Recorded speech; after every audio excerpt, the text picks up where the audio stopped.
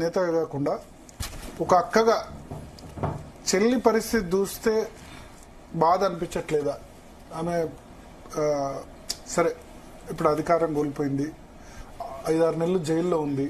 జైల్లో ఉండడానికి కారణం కూడా బీఆర్ఎస్ బీజేపీ ఉంటే బాగానే ఉండు కదా, బీఆర్ఎస్ బీజేపీ కలిసి ఉంటే బాగానే ఉండు.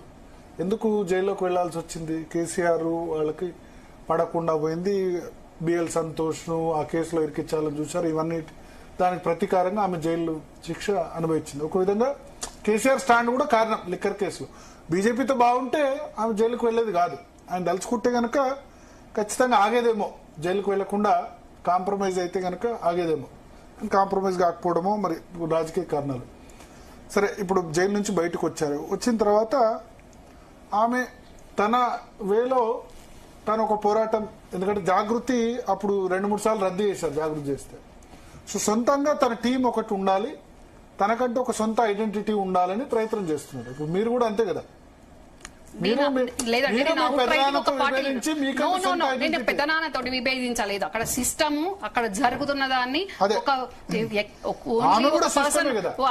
నన్ను కంప్లీట్ చేయండి. ఓన్లీ ఒక పర్సన్ వల్ల సిస్టమ్ దెబ్బతింటుంది, నాకు ఇబ్బంది అవుతుంది చెప్పలేదు. అందుకని నేను అవుట్ రైట్ నేను కాంగ్రెస్ లేదు కదా. అదేనండి, ఆమె కూడా విభేదించి బయటికి వచ్చి ఫైట్ చేస్తున్నారు. ఆమె ప్రయత్నం ఏదో చేస్తున్నారు కదా. తండ్రి నుంచి ఏం ఫండింగ్ తీసుకోవట్లేదు, ఆమె ఖర్చు పెట్టుకుంటారు. జాగృతి అయినా లేకపోతే ఇప్పుడు ఈ ఫ్రంట్ అయినా లేకపోతే జిల్లాలైనా ఆమె ఖర్చు ఆమె పెట్టుకుంటారు. దానికంటూ అది చేసుకుంటారు. సొంతంగా ఒక ఐడెంటిటీ ఉండే ప్రయత్నం చేస్తున్నారు.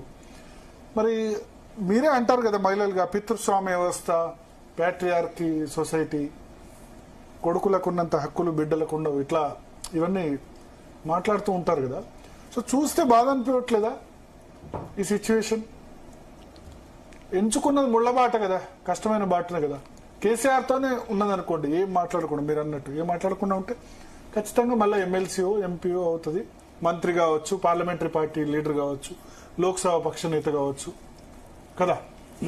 సరే, ముఖ్యమంత్రి కాకపోవచ్చు, వర్కింగ్ ప్రెసిడెంట్ గా అది డిసైడెడ్. కేటీఆర్ ఇస్ ఫ్యూచర్ అన్నది కాకుండా ఏదో ఒకటి అయితే ఖచ్చితంగా మంచి ప్రామినెన్స్ ఉండేది కదా. మీరు అన్నారు 10 సంవత్సరాలు చాలా వర్క్ చేసుకుందని. అదన్నీ కాకుండా మళ్ళీ బీఆర్ఎస్ వచ్చే పరిస్థితి ఉంది అని అనుకున్నప్పుడు ముళ్ళబాటను ఎందుకు ఎంచుకుంది? ముళ్ళబాటను ఎంచుకున్నందుకు మీకు బాధ అనిపించట్లేదా? ఇప్పుడు పొలిటికల్ డెసిషన్స్ అనేది ఎవరికి ఏ రకమైన సిచ్యువేషన్స్ తోటి ఏ రకంగా వెళ్తాయి అనేది ఆ ఫేస్ చేసే వాళ్ళకి తెలుస్తుందండి. 10 సంవత్సరాలు ఉద్యమం అప్పటి నుండి ప్రభుత్వంలో 10 సంవత్సరాలు కూడా కవిత ఆడింది ఆట పాడింది పాట అన్నట్టుగా నడిచింది, నడిపించుకుంది. ఒకే ఒక ఇష్యూ లిక్కర్ అనేది, దాన్ని ఒక వ్యక్తి కవితను వేరే రకంగా డైవర్ట్ చేసేసరికి దాంట్లో ఇరుక్కొని శిక్ష అనుభవించింది కవిత. కానీ ఇరికిచ్చినోడు ఈరోజు సేఫ్గానే ఉన్నాడు.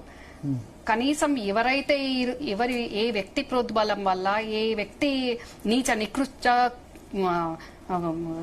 ఆ దుష్టమైన మనిషి వల్ల కవిత ఇబ్బందుల పాలై జైలు జీవితము, ఇక్కడ ఎంతో రాణిలాగా ఉన్నామే జైలు జీవితం గడిపొచ్చిన ఆమె, మరి ఈరోజు ఆ వ్యక్తి మల్లన్న వల్ల కవిత ఈరోజు ఇంత బాధపడి ఇంత జరుగుతుంటే కూడా ఆ నీచుడు కనీసం నేనున్నా అని కూడా బయటికి రావట్లేదు. అంటే దీన్ని బట్టి కవిత అర్థం చేసుకోవాలి ఏ రకంగా మనుషులు ఇబ్బందులకు గురి చేస్తారు. కానీ నీకు ఇబ్బంది వచ్చిన రోజు ఈ రోజు మళ్ళీ వాళ్ళ స్వార్థం ఏ రకంగా ఉంది, కనీసం మీడియా ముఖంగా రావట్లేదు, కవిత ఇంటికి రావట్లేదు, కనీసం ఒక మనిషిగా కూడా మద్దతు తెలపట్లేదు ఆ నీచని కృష్ణుడు.